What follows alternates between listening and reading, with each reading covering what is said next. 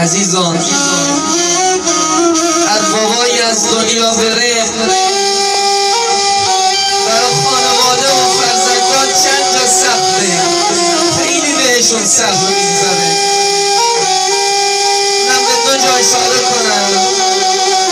کدوم لحظه؟ یکی اون لحظه ای که بابا رو به بیمارستان میبرن، برای سلامتی بابا دست به دعا میشن، به امید این که بابا به سلامت برگرده. اما دکترها جواب بدن بچه ها ناامید بیان به خونه، میگن این لحظه خیلی به بچه ها سخت میگذره. اما من یه جای دیگه ای رو سراغ دارم.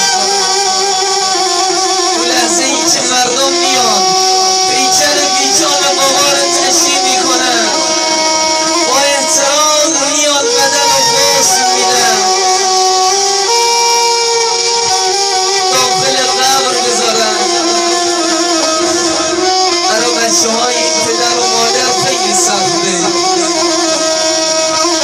اون لحظه ای که به خونه برمیگرده، جای خالی بابا رو میبینه، جگرش میسوزه. اون لحظه های آخر بابا نوروز یادتونه، خداحافظی آخر یادتونه. دختر فراموش نمی‌کنم.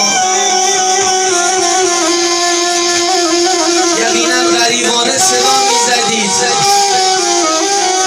مامان بمانی جان، اون ایامی که تو رو از دست دادم